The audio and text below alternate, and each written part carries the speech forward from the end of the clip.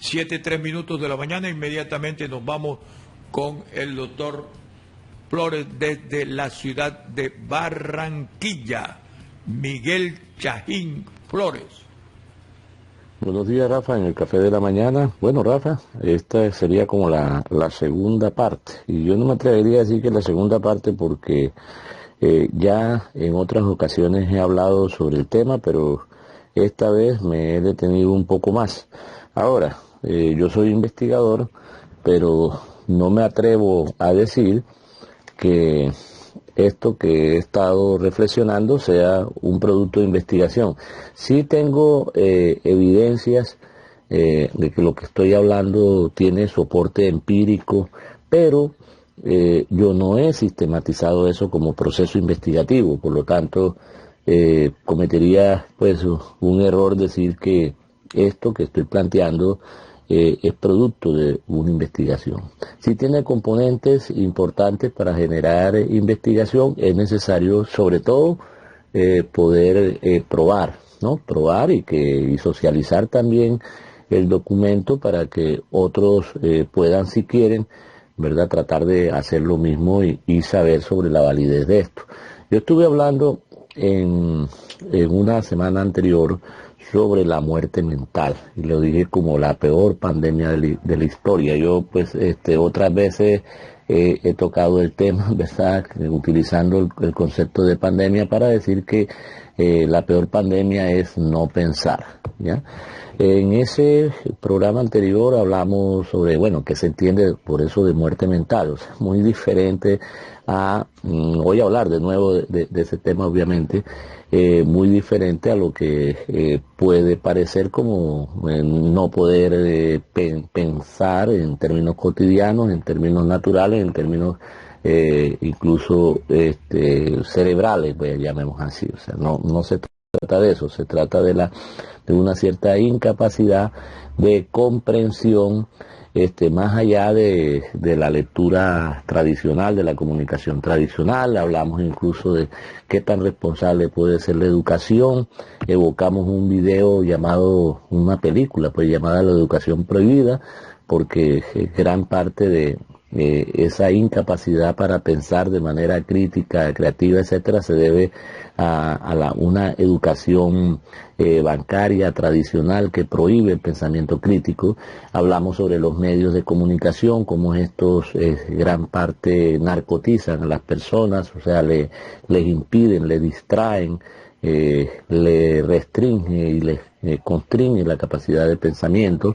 Hablamos de los problemas de los códigos que digamos sociolingüísticos, que los pobres están más cercanos a códigos restringidos precisamente por sus necesidades elementales, mientras que los ricos pueden no solamente por tener mayor oportunidad de escolaridad, sino también porque están libres de ese día a día poder ocuparse en otras cosas como la recreación, pero bueno, muchos de ellos se ocupan precisamente de labores intelectuales. Hablamos de que no estamos en la sociedad del conocimiento, sino en la sociedad de la información, porque el conocimiento implicaría un cierto nivel epistemológico, que no es así. O sea, estamos saturados de información, pero poco pensamos. Hablamos de que esto ha llevado a una dictadura digital, que es el llamado capitalismo hoy, o que gran parte se está reconociendo ya como una especie de capitalismo de vigilancia, y pues terminaría la gente siendo una especie de robot, de persona alienada, de esclavo mental, en una especie de distopía. O sea, yo creo que la mayoría de la gente está entrando a eso. Bueno, eso puede ser el resumen de la participación anterior. Yo quiero hablar ahora, ofrecí pues que querías como profundizar un poco más sobre la muerte mental y la vitalidad intelectual, lo estaría llamando así, ¿no? Tratando de, como en investigación uno define, digamos, unos indicadores o define unas variables. Yo quiero tocar unos puntos que serían, llamarlo así, los indicadores de la muerte mental, o sea que nos permitiría incluso medir hasta cierto punto. Yo voy a elaborar un test que va a permitir realmente diferenciar que las mismas personas se hagan el ejercicio de saber qué tan vivos están intelectualmente, bueno, o qué tan muertos o qué cercanía a la muerte también tiene. Lo primero que quiero hablar es que cuando una persona, ¿verdad?, se enfrenta a la información por cualquier medio, en el salón de clase, a través de los medios de comunicación, en la calle, etcétera, y se trata de una información que se dice que es, vamos a poner el ejemplo de la pandemia, porque este es el ejemplo que estamos tomando desde hace rato, ya se dice que esa es una información que es válida. Bueno, pues las personas que tanto toman notas y sistematizan la información, ¿ya? O sea, que tanto las personas se toman el trabajo de tener en cuenta que hay mucha información sobre el tema y qué tanto de esa información comienzan a sistematizar. O sea, mucha gente sencillamente escucha una cosa y no la guarda. No, cuando una persona trabaja en tareas científicas, una de las primeras cosas que hace es precisamente sistematizar la información, o sea, y hacer una especie de revisión de literatura o estado del arte, se le llama. Ya hay personas que no van tomando notas. Es más, tomar notas no es una cuestión que hagan realmente los científicos. Yo he visto muchos creyentes que van a los servicios religiosos, a los cultos, y toman nota de lo que está diciendo el predicador. O sea, en el salón de clase la gente también toma nota. O sea, tomar nota es precisamente iniciar una tarea seria intelectual para formarse una idea sobre el asunto. O sea, ¿qué tanto toma nota la gente de lo que está escuchando? Yo te diría que la mayoría no lo hace, ¿no? Y si no lo hace, entonces ese es un componente de la muerte mental, o sea, no hacerlo. ¿Por qué? Porque tienes que creer tú la primera información que te dan, ya sobre todo cuando esa información está muy diferente y hasta contradice otras informaciones que recibe. Entonces, otro elemento, se confrontan esas fuentes, ¿no? O sea, se hace lectura crítica. Realmente cuando tú recibes información y estás recibiendo la otra, ¿qué haces? O sea, decides, ¿verdad? Tiras una moneda y decides qué cara o sello, ¿verdad? Creerle a uno o creerle a otro. No, aquí no se trata de creer.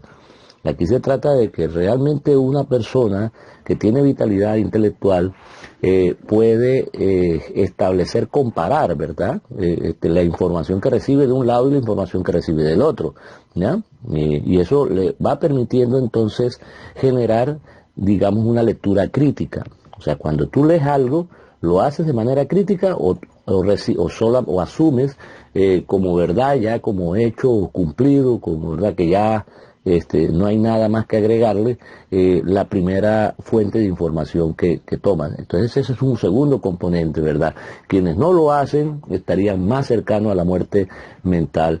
Y dicho de otra manera, porque podría ser exagerado decir que es una muerte mental, o sea, la muerte mental sería el acercamiento a una línea cero, en que las personas no piensen por sí mismos. Eso es como hemos definido la muerte mental. Bien, un tercer componente sería que las personas articulen la información con teorías, concesiones o relatos. O sea, cuando una persona lee cualquier tipo de cosas, la relaciona con otras, o sea, la articula a una especie de cuadro, la confronta de acuerdo a una concepción, o sencillamente lee y se queda en la información plana, así como la entiende, o sea, la percibe. Bien, las personas que hacen ese ejercicio de decir, bueno, ¿dónde encaja esta información con alguna teoría, verdad, previa sobre el asunto? Los que no lo hacen, a ver, ¿cuántos se han dado a la tarea de diferenciar que existe por ejemplo, dos relatos, y fíjate el concepto que estoy utilizando, dos relatos diferentes sobre el COVID? Yo entiendo, o sea, yo llegué a la conclusión de que existe dos relatos porque el relato inicial del COVID, que está relacionado con la sopa de murciélagos y después de muchas cosas, de que liberó un virus por accidente, ¿verdad?, allá en Wuhan, etcétera, y bueno, y todo ese tipo de cosas que te llevaban a una neumonía, después, bueno, todo eso es un relato, mientras que otro relato que surgió en Italia, a partir de las autopsias, encuentra de que no se trata de neumonía, sino de una trombosis, ¿verdad?, generalizada. Entonces, bueno, llegan las personas a, digamos, sistematizar, ¿ya?, la información. ¿Lo hace? No lo hace. El que no lo hace estaría más cerca de la muerte mental o intelectual. A ver, ¿se investiga por sí mismo o tienen que estar diciéndole lo que tienen que, ¿verdad? Cuando una persona busca por sí mismo información, o sea, nadie le está diciendo que lo haga, sino que ella misma dice, ¿qué tan cierto será lo que me están planteando? ¿Ya? Esa es una persona que está activa intelectualmente. Cuando una persona no es capaz de indagar, de tomarse el trabajo, ¿verdad?, de buscar más por sí mismo, de decir, bueno, yo me quiero enterar realmente qué es lo que está pasando. O sea, me están diciendo que estamos en pandemia, me están diciendo que la vacuna es buena o que la vacuna es mala. O sea, voy a ver qué hay detrás de todo eso. O sea, se toma ese trabajo, o sea, tiene iniciativa, tiene autonomía, ¿verdad? Autonomía, o sea, la capacidad de poder decidir un curso de acción, ¿ya? Profundiza, indaga por sí mismo. Bueno, el que no lo hace estaría más cerca de la muerte mental que lo hace. Otro elemento, contextualiza la información, o sea, relaciona, por ejemplo, una información con lo otro, es capaz de entender de que estamos hablando hoy, que el Foro Económico Mundial habla de un gran reseteo, ¿qué tiene que ver ese gran reseteo, por ejemplo, con la pandemia?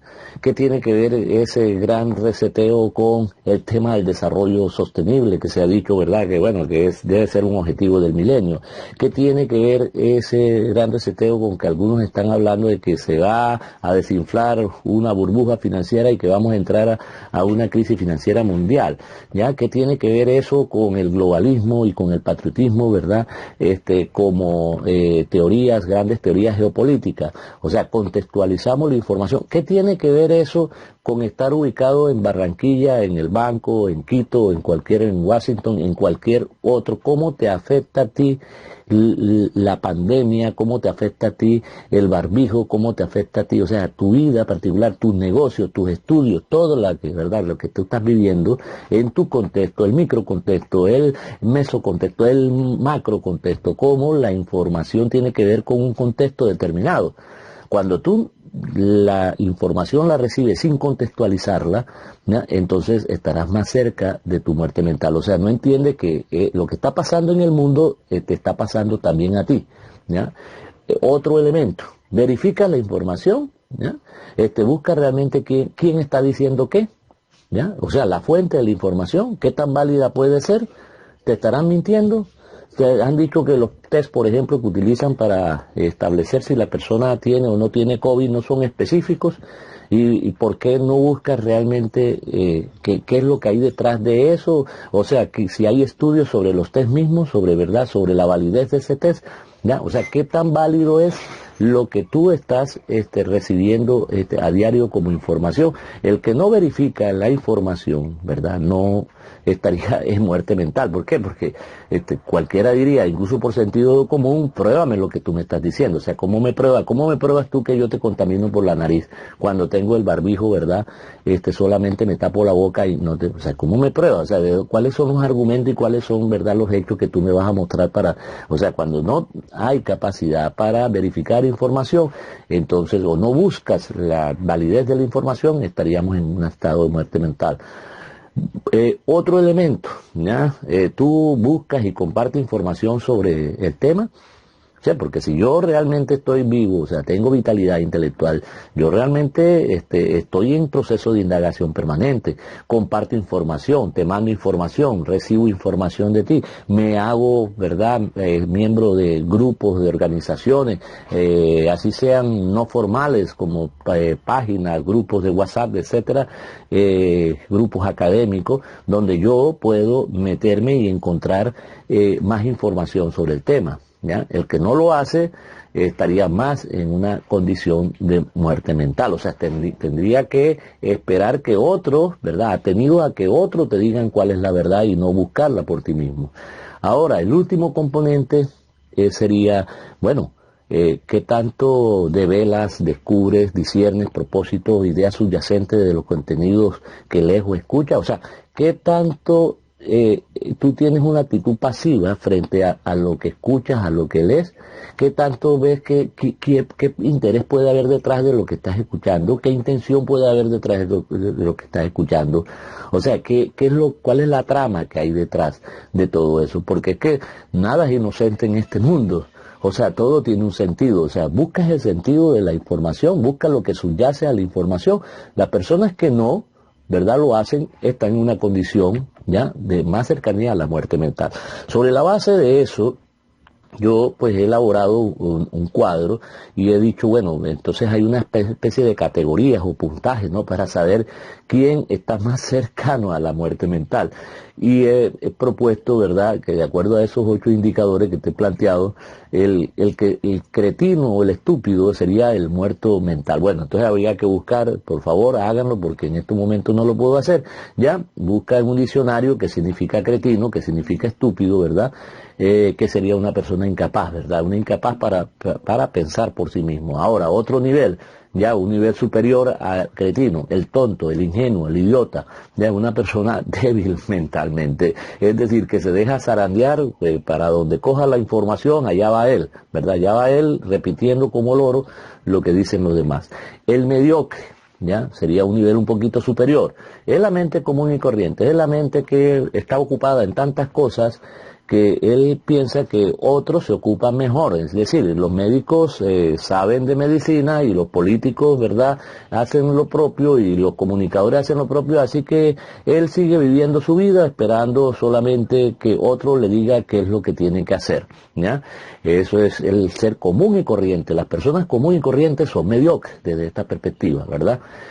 Otro que ya aquí, en este otro nivel, en este cuarto nivel, comienzan las personas a tener vitalidad, digamos, intelectual. Que la persona reflexiva, la persona crítica, la persona despierta, la que tiene la mente despierta, es una persona que ya comienza a entender que no puede seguir viviendo, ¿verdad?, con el relato de otro, o sea, que tiene que entender realmente el asunto. Otro nivel superior a ese reflexivo es la persona autónoma, la persona que tiene mente lúcida, la persona que busca, ¿verdad?, por sí mismo ya la información, es decir, tiene una actitud mucho más crítica, ¿verdad?, que la actitud anterior, la actitud, ¿verdad?, de persona reflexiva. Ya es capaz incluso de indagar, aunque no sea un investigador, él indaga, ¿verdad?, es una persona autónoma.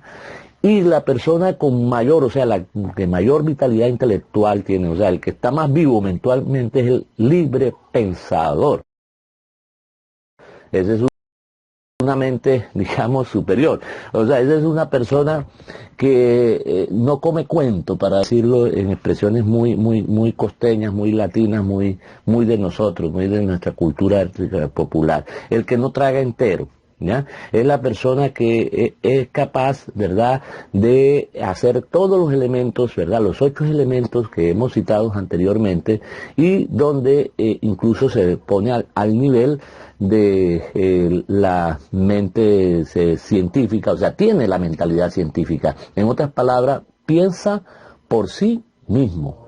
O sea, una persona que está viva intelectualmente, ya es una persona que piensa por sí mismo. Esa persona que piensa por sí mismo no es esclava, ya no es alienado, no se deja engañar, ya discierne, ya, y de eso es que se trata este asunto. Yo pues voy a elaborar incluso un test que permita incluso medir esto, ya, o sea, para que esto quede como una especie de marco conceptual de cuán estamos debilitados o no en esta cultura, entre comillas, de la sociedad de la información, qué tanta vitalidad intelectual tenemos nosotros. Bueno, gracias, Rafa, tú perdona un poco la extensión de hoy, Dios te bendiga, un abrazo.